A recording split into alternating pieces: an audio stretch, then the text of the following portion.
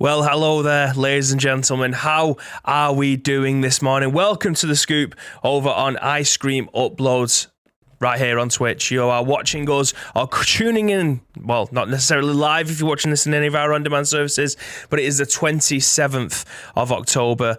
We are about 38 days away from me wearing my Skyrim jumper the entirety of December, because I don't think I got enough wear out of it last year. So this year is the year that I'm going to wear it for 25 days consecutively. It's probably not going to happen, but we're going to try. But yes, this is The Scoop. It's on Ice Cream Uploads. It's the UK's #1 video game podcast. If you didn't know already, and we come at you live each and every single weekday at 10 a.m. Now, for those of you that are in the UK, you will absolutely know that it is 2:30 in the afternoon. Yes, it's been a busy old day here at Ice Cream Uploads / Jelly Media. We are in the midst of it, for those of you that play video games, you'll know that working towards the holiday period is probably the most busiest time of the year. It just feels like it's been relentless. So you'll have like the entire winter period, it'll be quite busy, and then you'll probably get like a couple of months of just a few things coming out, then the ramp up to like E3 and Gamescom and stuff, then there's a little bit of a lull, and then you're back into the winter period again. This year, it has been manic. Like, it's just been non-stop, and it just seems to be getting busier and busier, which is great because it absolutely keeps me in a job. So yeah, that's the reason why the streams have been a little bit more sporadic over the last couple of weeks or so, but that's because we genuinely have to get out. Obviously, we have to get our work stuff done first before we end up coming live and giving you or treating you to a podcast each and every single weekday. For the last 2 days, obviously, that hasn't been the case. So a little bit of a lie on our end saying that we're coming at you each and every single weekday, but we just genuinely don't have time at this moment in time. So I'm glad that we're able to get on for you today and be able to give you something of a dollop, which is usually just one person going through the video game news that we've been able to scrape together for you so that you're not left with nothing. That's right, nothing. Well, great. I don't know if you guys would have tuned into Graham's Chasing Crates with Mates stream last night, I imagine. Graham flies tomorrow morning. So it will just be me doing the scoop on Monday and Tuesday next week. Friday and Monday. So expect to see some sort of streams going on over that time. Sandwiched in between that is going to be our first ever proper golf stream. Not the video game kind, not the one where I'm testing out my camera to see how long it lasts for or anything like that. We are going all in. I have got a new camera tripod, so I'll be able to put it onto my golf buggy as we go around Duckingfield Golf Club, which is my home golf club. However, there is a very small caveat with that, and it's news that I've just found out now. One of the lads can't play, and it's a 4-ball better ball.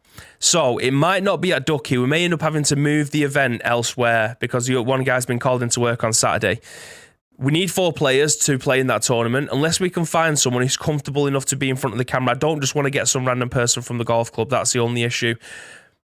Because I don't know if they would be happy with us filming them and their golf swing. The people that I usually play with, absolutely happy with that. They'd fucking love it. That we was going to get mic'd up and stuff. It was going to be great. But if we have someone external from the group, that might end up being a sticking point because they might end up getting angry that we're filming and we're taking the piss. Because we play with our friends, do you know what I mean? When you go out to do team sports and things, you want to have a laugh and things. But if you're playing with someone who you don't know, that becomes a little bit of a sticking point. So it may not be a Ducky. We may end up having just to play on I think it's a municipal course where it's just government owned rather than it being a private one, so you can just pay your green fee, hop on and go and do whatever you want. I'm fairly certain that might end up being the case unless this person now doesn't have to go into work on Saturday. But yeah, you will get some golf content regardless. It might just not be at the place where I said it's going to be. Obviously, I'll be able to tell you later on. Maybe today, definitely tomorrow. We'll find out whether or not it's going to be at Ducky or not. But we will be giving you some golf content. This is exactly... We've been waiting to put this on for a while now because I haven't been playing golf all that often. Basically, since my boy's been born, I've probably played golf like 6 times this year where I was playing twice a week up until he's been born. So yeah, we will be giving you some golf content this weekend. This was part of obviously the subathon milestones, which you guys ended up absolutely smashing way back in July. So yes, if this goes well and I'm able to do what I intend in my head it's going to look like, then we'll obviously want to be able to do more of these for you. It's just we'll see how this one goes. I've got a new power bank, so hopefully my phone won't die while we're out there. Hopefully the signal will be strong enough, because I never usually drop signal around the golf course, even though it isn't kind of in the middle of nowhere and up in the hills. So yeah, hopefully, fingers crossed, it will be at least 3 hours or 3.5 hours of content for you guys as we walk around the golf course. Hopefully we'll be able to see what it's actually like up in the hills. I think it's meant to be raining. That is also another sticking point, because I will have a lot of electrical equipment with me, and if it's pissing it down, I don't know how well that will go. It might end up blowing. I'm using my old phone. I'm not using my new one, or my newish one. I'm using my old one, so I'm not genuinely asked if it gets broken or anything. However, I try not to electrocute myself, because I've got battery packs. I'll have the lapel mics and things like that. Obviously, I don't want all of that tech getting wet and destroyed, because it's a hell of a lot of money to be able to replace that stuff. So yeah, all things aside, it may end up just being no lapel mics, camera on a completely different course. The best case scenario is obviously us play with lapel mics at my home course, where I know that if people want to have a go at me or something like that, I'd probably know who it's going to be, and I can calm them down, rather than some whopper who takes golf way too serious off a 32 handicap. But yeah, that's enough. That's enough about what this weekend streams are going to be like. You're here to listen to me talk about video games. I'm here to talk to you about video games. I can see that there's also people that have already joined us in the chat. Good afternoon to Viv, JMK, Nietzscheo, and Timeless. Balls in the holes deep? Absolutely, mate. Hopefully I'll be able to hit at least 3 golf shots, good ones, while we're there. Even though it's going to be 18 holes, and if I break 100 whilst on stream, I'll be extremely happy with that. I mean, I genuinely break 100 now anyway, but the fact that I've got the added pressure of trying to perform in front of the camera, I don't know. It might be a bit of a risky one. But either way, I'm super looking forward to getting out there and getting onto the course, because it feels like it's been forever since me and the boys have jumped in and had a game of golf together, all 4 of us. So fingers crossed that'll be the case. Fingers crossed we'll be able to get that one over the line. But again, we're here to talk about video games, and that's exactly what we're going to do with our lead story today. We've got 4 news stories. They're quite juicy ones. There was some other ones that ended up coming in later on, which we'll potentially leave until tomorrow now. And we'll just stick with the 4 that we've got here, just to be able to make sure that the show is concise, as streamlined and smooth as we always intend it to be. So let's get into the first news article of today then. Let's make this full screen.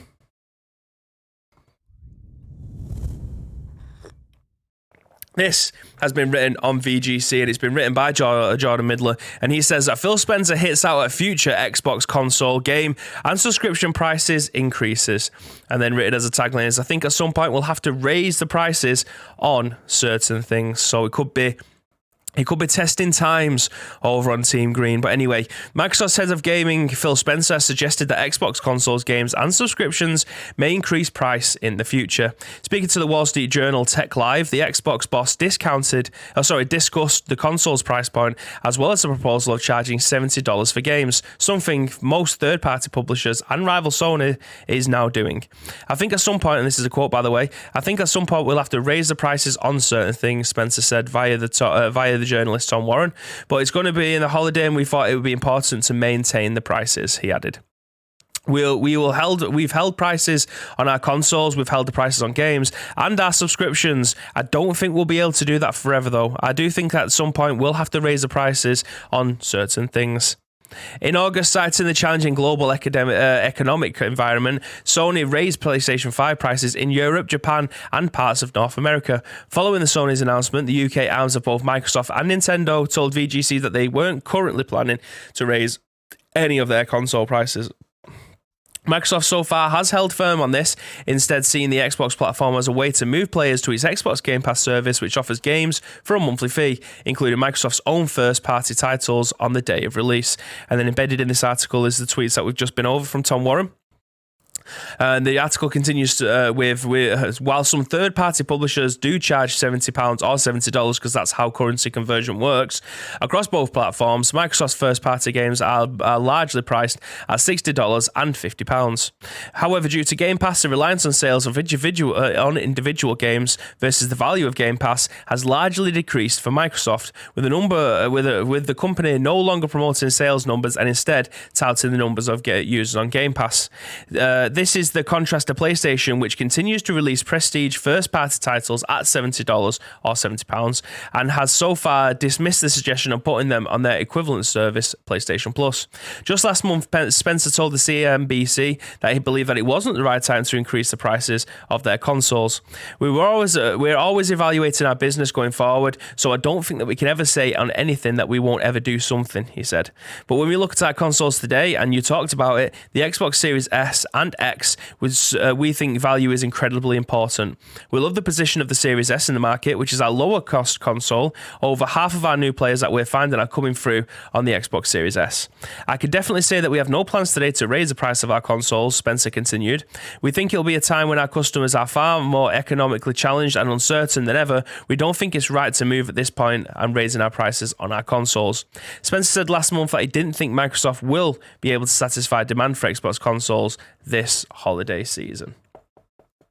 So I do feel like the both of them are treading over old ground there. I don't think this is something that has caught people off guard. We know that they wasn't likely to increase the price of their consoles because they obviously want the Xbox Series S to be the entry-level next-gen system. And I do believe, hand on heart, that if you was to move over to a next-gen system and you was previously a PlayStation 4 player, unless you have a massive backlog of games that you yet to go through, or a catalogue of games that you want to be able to keep on going back to, and you want to make the move over to the next-gen, then obviously a PlayStation 5 is the way forward for you with the digital console because that's the cheaper version. However, if you wasn't asked and you already have Game Pass on your PC, for instance, and you want to be able to just play your next gen console on your 4K TV down in the front room, this console is capable of doing 1440p at 60 frames a second, no problems. As long as the games obviously support that, you're absolutely good to go. You can even nowadays be able to put a USB stick in the front of it and be able to play things on your PlayStation 2, believe it or not. The only console out there in the market that are able to play PlayStation 2 games backwards compatible on your rival console, for instance. So I do believe that it is the best way to be able to get into next-gen gaming with the Xbox Series S priced. If you want to be able to buy a refurbished one, a high-end refurbished one, you can get one for about 180 quid. If you wanted to buy one brand new, you're probably looking at about 240, maybe with a copy of FIFA or Call of Duty bundled in there. But either way, I think that they are definitely the best ways to be able to get into the market if you was looking for a brand new console. However, with the likes of the Xbox Game Pass, which is obviously the main crux of this article, do I believe it's worth more than what it is now? Probably. And the reason I say that is because it depends on which one you have. If you just have Xbox Game Pass for your console, I think it's about £9. That is outrageous. Genuinely outrageous. If you want Xbox Ultimate, then you're able to get it on your Xbox and your console, as well as your Xbox Live bundled in with it. And I think that's about £13. It might even be cheaper than that, actually. It might even be £12. I can't remember which one it is because I pay for the Ultimate, so I'm able to switch between them both. I need to have a look. But either way, it's still fantastic value for money if you're able to do that. Like if you look at Netflix nowadays, I was paying £16 a month to Netflix for the 4K service and unlimited logins. I think it was, or was it 4 logins or something? Whatever the maximum was, just so that I could be nobody else was actually on my Netflix. It was just me and the wife. But we obviously have TVs darted around the house. We use our mobiles, we use our tablets. Stuff like that, you never know how many things are being logged in, especially with the boy growing up as well and wanting to watch fucking Coco Melon or some shit. But yeah, having things like that, £16 is outrageous. But for bang for buck, what you're getting with Xbox Game Pass, I feel like even if there was to increase it to £14, £15 for Xbox Live Ultimate, not for just a single login on your Xbox, I do think that is still outrageous value for money. With the amount of games that are on there, you're getting the day one games as well. I believe, and we've been saying this for the longest time, as is everybody else, that it's the best deal in video games at this moment in time. Even if there was to increase the price by maybe £3 or £4, I don't think many people are going to batter an eyelid. Genuinely, like I feel like we're robbing them at this moment in time with what we pay for it. But I imagine, obviously, if you are looking after every single penny at this moment in time, that might be a bit of a push. As well as your phone contract, maybe your Sky contract, your broadband contract, all the other things that you may be subbed into Amazon Prime. You may have to travel for work, which may end up costing you like £50 a week, if not more, if you get in the train and things. So yeah, on the grand scheme of things, it does look like it's it does look like if it was to increase it, it might not be as much. But I still feel like you'll be getting your bang for buck anyway. It's no PlayStation Plus though. Kappa, says Graham. I agree, it's not. It's incredibly better. Yeah, if you was to put them side by side, I don't think anyone's complaining. If you're on Team Green, by the way. Good afternoon, Graham, by the way. But yeah, what do you think? What do you guys think? Do you think if you are watching this on any of our on-demand services, you're watching this on YouTube, go into the comments below. We'd love to be able to hear your opinion of it. But in terms of, if they was to increase it then by £2 or £3, so you're paying for Xbox Game Pass for the month on your Xbox. I don't know whether or not the normal Game Pass, I don't think it bundles in your Xbox Live. So say for instance, you're playing on your Xbox, you get your Xbox Live and your Xbox Game Pass for £13 a month. Would that be a viable option for you guys? Do you think that would be... Surely you're getting your value for money out of that, because you'd be buying your Xbox Live anyway, and then on top of that, you might end up paying £3 more for your Xbox Game Pass. I still believe it's incredible value for money, if I'm being genuinely honest, but that's just the way that I see this. I don't think it's never going to get cheaper. It's only ever going to get more expensive. So incremental price points. I believe that would be the ideal scenario. It's just whether or not you guys as a whole would want to say. I mean, you're obviously never. The way everyone will see this is, I don't want to pay more. Obviously, you don't want to pay. No one ever wants to pay more. I do not want to pay. How much was petrol when I was driving before COVID? It was about $1.47 a litre for diesel. And now it's back up to $1.81 again. I don't want to pay £1.81 for a litre of diesel, but I have to. That's just the way it is. I can't get it for any cheaper than that where I live. Even all the way up to where we are now. $1.81 is the cheapest between Hyde and Poulton. I've seen it round here at like $1.87. So I've got no option but to pay the $1.81 at this moment in time until it drops again, which hopefully will end up dropping again. But it's one of those things, like it's never going to get so cheap that I think this is outrageously cheap. I'm going to fill it up and take a load of cherry cans, whatever the fuck they're called, fill all them up and I'll just harbour them all in my back garden. It's never going to happen. How much per month? Sorry, I just buy a year of CD keys. We don't know. They said it may end up getting increased, but they've never give a price on it. But even if there was to whack £2 or £3 on top of it, I still think it's outrageous value for money. Like, it would take you forever to go in and complete every single game in that catalogue, or at least in the genre of games that you play, to be able to go through and complete them all. It would take you forever, and it will cost way more if you was to go out and buy the game. So I still think that you're getting outrageous value for money.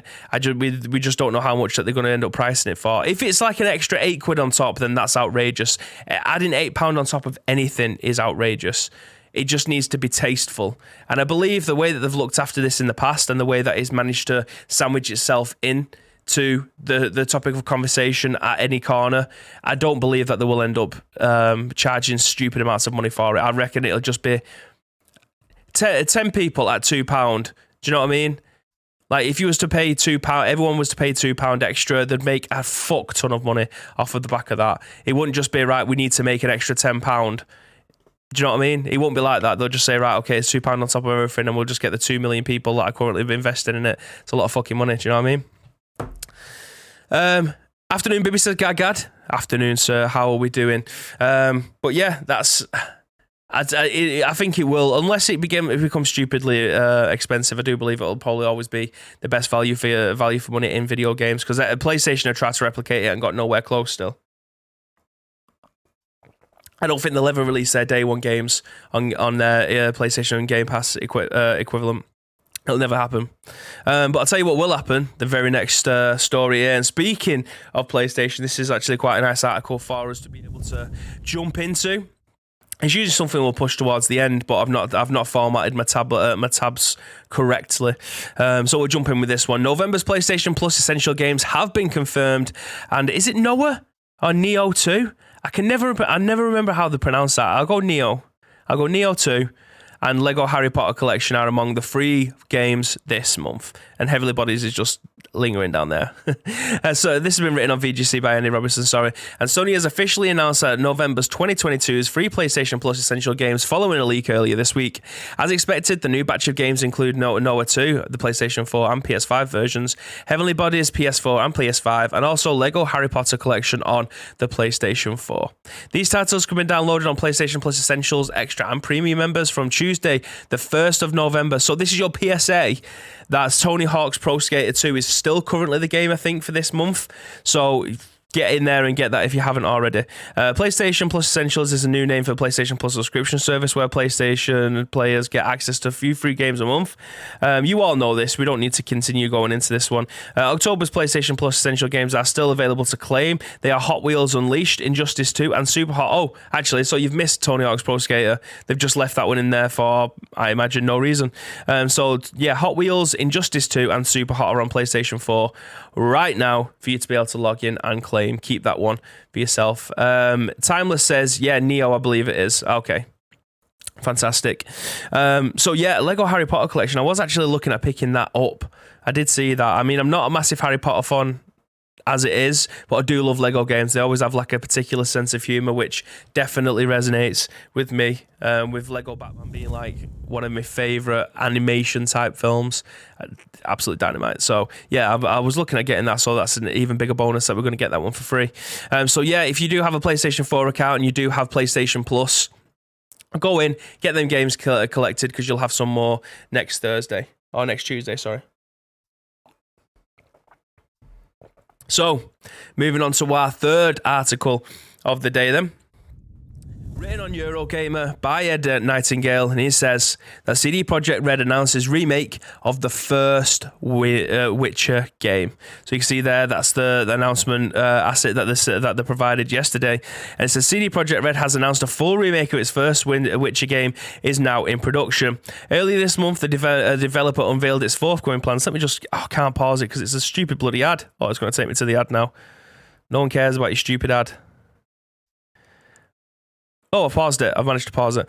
Earlier this month, the developer unveiled its forthcoming plans, including a Witcher project called Canis Majoris by a third party. It turns out that the remake of the first Witcher game, developed by Fool's Theory with supervision from CD Projekt Red. The game is being developed in Unreal Engine 5, sharing the same tool as the new upcoming Witcher trilogy, which is unclear which platforms the game will be released on. The first Witcher game was released on PC in 2007, followed by the Enhanced Edition in 2008. And this is a quote. It says, "The Witcher is where it all started for us, for CD Projekt Red. It was the first game we made ever, and it was a big moment for us then. Going back to this place and updating the game for the next generation of gamers to experience is just as big, if not bigger," said Adam Bazowski, head of CD studio at CD Projekt Red. Collaborating with Fool's Theory on this project was just as exciting, and as some of the people there have previously been involved in the Witcher games. They know the source material well, they know how much gamers will have been looking forward to seeing the remake happen, and they know how to make the incredible and ambitious games. And although it will take some time before we're ready to share more about this from the game, I know it will definitely be worth the wait. And then embedded in the tweet there is obviously the tweet that got put out yesterday. I'm very happy with my professional paths that I've crossed again with fellow developers from the time of working together on The Witcher 2 and The Witcher 3, especially when it's a remake of the project that is so close to our hearts, says Jacob Rozak, CEO of Fool's Theory. We are excited to join forces with CD Projekt Red, and our goal is to give players another great game from the iconic Witcher series. Fool's Theory is a Polish developer that provided support on RPGs like Divinity Original Sin and Baldur's Gate 3. There is still no news, though, on a date as to when The Witcher 3 will re-release for PS5 and Xbox Series S and X. I'm interested in this because I played the original Witcher. White Wazowski, says Graham. Absolutely. I played the original Witcher and it plays nothing like The Witcher 3. So I don't know whether or not this is going to be like what they did with Grand Theft Auto, where they ended up remaking it so that it's a lot more modern in the controls and the combat, because I don't know whether or not if they end up going back to the old combat system, that will alienate a few people. That's my biggest fear with this, because obviously they're not giving us my biggest fear with this, well, no, not my biggest fear, my biggest thing with this is that they're only telling you that it's coming. I hate that stuff.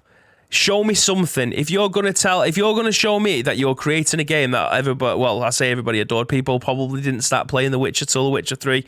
They may have played some of the second one, but I don't know many people, myself included, that played the original Witcher at the time because it was a PC only game that came out. A lot of people, particularly my age back then in 2007, I was 16. I didn't have a gaming PC. I had an Xbox 360. Do you know what I mean? I was playing everything on my Xbox 360. The PC never got to... I had a PC. It could run Football Manager. That was it. And to be fair, at the time, I was playing a lot of my Football Manager on my Xbox 360.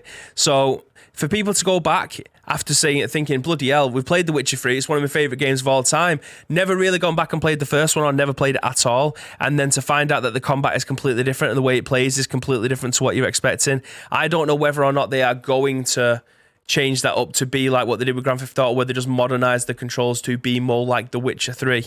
I feel like that would be a very smart move. However, it will piss off the people who originally played The Witcher 1, who probably preferred that combat style over The Witcher 3. So it's an interesting, very interesting concept that they're going to have to do with this one. My biggest issue is that they're saying that it's coming. They're announcing that it's happening. I don't care about that. If you're going to announce something, show me something. I don't want to see a still asset saying The Witcher remake. I'm not asked about that.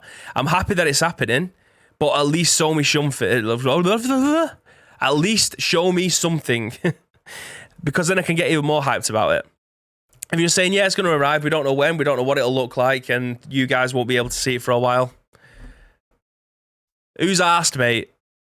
I'm just telling you guys because it's part of the news, do you know what I mean? You can make of that what you will. If you want to get hype about it, you can get hype, but as it stands... And I'm happy that it's happening. I just don't know what it's going to look like. What's the combat system going to be like? What graphically are we going to be looking at? I have a lot of questions. I'm sure they'll be answered in due course. I just need to see more. Like, come at me with like 20% of the game. Like, I don't care if it looks buggy as shit. Just show me something. Show me what you're proud to be promoting. How can you be proud to say that we're remaking this game at this moment in time and none of us know what it looks like? Like, we need to see something from it, even if it's the most CGI advert that they were going to put. I don't care. I just want to see something from it. I don't like announcements like this. I don't know. Yeah. I cannot be the only person that thinks like this, is what I'm saying. Like, it just feels like it's just a novelty announcement just to try and get CD Projekts back into people's good books again, which they absolutely are at this moment in time. Like, Cyberpunk is absolutely creaming it out there. 20 million copies sold, and they've had 1 million people playing that game or logging in every single day for the last 35 days. That is a turnaround, my friends, and I'm super happy for them. I'm happy that they've managed to patch the game to a degree where they're proud to be able to stick it back out there for 45 quid again, rather than it being a bargain basement £10 at the tills purchase. I'm happy that they've managed to turn all that stuff around. The stock is good again for CD Projekt Red. I don't think that this was the timing for this, though. I don't believe it is. It probably won't take much convincing for me to be convinced otherwise. From first inspection, though, I'm just like, I'm happy that you're bringing it out again. I'm happy, but I need to know. We need to know more. I can't leave this knocking around for the next 4 years. Do you know what I mean? People will be disappointed. But anyway, I'm glad that we're starting to see more from, with that The Witcher 1's being remade, and it'll probably be on home consoles as well as PC consoles. So expect to see a massive influx of. Have they started to do it because like The Witcher Season 3 is coming out at some point? Like, are they going to tie it all together? Like, Timeless has said The Witcher 1 was bad. I don't think it was bad. I just don't think it's what people expect now from it. I imagine back then people was absolutely loving it, and then Witcher 2 and 3 came out and they're like, fucking hell, why does it look like this? Why does it play like this? Different strokes for different folks. And I don't know which path that they're going to go down with this one. Sorry, I mean, combat-wise, it was bad. Yeah, I mean, for the game, no one knew any better at the time. No one knew any better when that game came out originally, because there was nothing else to compare it to. So it went down a storm from what I've read. I say recently, when I started playing it myself, maybe 2 years ago. Like, I enjoyed what I played from it, but obviously it's a completely different game than what Witcher 2 is. So no one knew any different. But now the combat's completely different. What are they going to do with that? Are they going to appease the old players, or are they going to try and make it more modern? These are big questions that need big answers. So Anyway, we've got one more news story for you guys left for today, and it's a nice one. I like this. I think this is definitely going to change the tide for a lot of people as to whether or not they may have been sitting on the fence, but I do believe this is definitely one that will get you off of it, get them splinters out your ass, and it's the fact that the game is stating, Joshua Robertson is saying that Deadpool is coming to Marvel Midnight Suns in 2023. Deadpool with DLC along with Venom, Morbius, and Storm. The release of Marvel Midnight Suns is less than 2 months away, and Firaxis is already showing fans what is cooking for the game's post-launch DLC. You may recall that Deadpool recently took over Midnight Suns' social media accounts in order to force his way into the game, and it looks like his campaign was a complete success, as the Merc with a Mouth will be joining them at some point in 2023. Revealed during Marvel Midnight Suns gameplay demonstration on Twitch, Deadpool will be one of the 4 heroes joining the team next year as part of the game's season pass. Deadpool will be the first hero to drop, followed by previously revealed heroes Venom, our saviour Michael Morbius, and then Storm. If you want to grab the season pass for Deadpool with it, you can either get the Legendary Edition of Midnight Suns, or you can buy it as a standalone. While the addition of 4 new heroes is probably enough for some of you to go all in on the season pass, these post-launch DLC packs contain new story missions involving the purchased character, along with new skins and fancy outfits. The season pass also nets you a bunch of skins for characters like Iron Man, Captain America, and Blade that will be available right from launch. Release dates of these heroes weren't announced, but they will drop at some point in 2023. Thankfully, we don't have to wait for that main game though, as Marvel Midnight Suns is set to launch on December 2nd, a day before Graham's birthday. Funnily enough, it doesn't actually say that in this article, but you guys should know that by now. The game will launch on PC, PS4, PS5, Xbox One, Xbox Series S, with a Nintendo Switch port planned for later down the line. In other Marvel-related news, Marvel Snap is now the new hot superhero property at the moment, and the game's chief development officer Ben Brood recently revealed how the Quicksilver card replaced a long-standing card game staple, the Mulligan. Don't know anything about that, so I don't know why I've just ended up reading that. But in turn, Midnight Suns, Deadpool, what are we saying? I mean, this game I was going all in anyway. I cannot wait to be able to play this one. It was a shame that it got delayed, but when this comes out, I think we're maining this. Do you know what I mean? I think this is the game that we've been waiting for. I'm so happy that we're going to be getting something like Deadpool being put into this one. Obviously, we're not going to be getting a Deadpool film for a while. I think that's maybe another 2 years away. I can't remember. The trailer came out like a month ago, and I'm sure it said 2024 on there. I could be wrong. It could be late next year. But either way, I am super looking forward to seeing more Deadpool in a game like this. I believe that this is tailored towards his sense of humor, with the likes of Blade being put in there as well. I definitely think that Blade, Wolverine, and Deadpool in the same game, this is going to be terrific, man. Like, the story's got to be good, the writing's got to be good, and I have high hopes for this one. I believe it's going to be a fantastic game, and it's definitely one that I will be streaming on this channel. Whether or not I end up streaming it all, I don't know, but I definitely will be giving you guys a glimpse as to what this game can be like XCOM Tactics with like Hearthstone card elements, or Dicey Dungeon, or whichever. Insert card game here and throw it in. Oh, mate, I can't wait to see more of it. I can't wait to play it. I can't wait to get stuck in. I can't wait to see what all the baddies are going to be, and what cool things that we can end up coming out of this game. It's definitely one of my most hyped ones this year, and I keep on saying it, but I can't wait to see more of it. But that, ladies and gentlemen, is it for today's episode of The Scoop. Thank you very much for joining us this afternoon. I know it's only a short one. It is $1, but I would rather go live for 45 minutes than to not go live at all. Like we have been able to do that we haven't been able to do for the last couple of days, because we are so busy. But we will be back again tomorrow. Probably not going to be at 10 a.m. because, again, we are super busy at this moment in time. It will just be a case of we've got half an hour now. Yep, okay, no problems. We'll get stuck in then.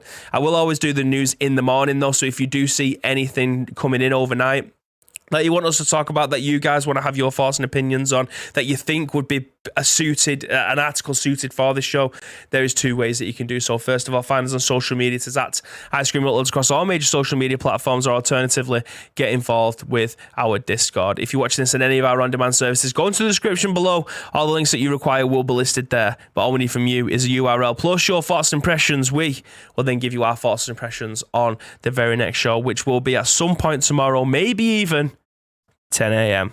But do stick around though. We're going to raid one of our friends. If you do stick around, it's about 250 sprinkles, I think it is. So if you do want to stick around, you'll end up going over there and you'll probably end up making someone's day too, which is obviously what we want to be able to do.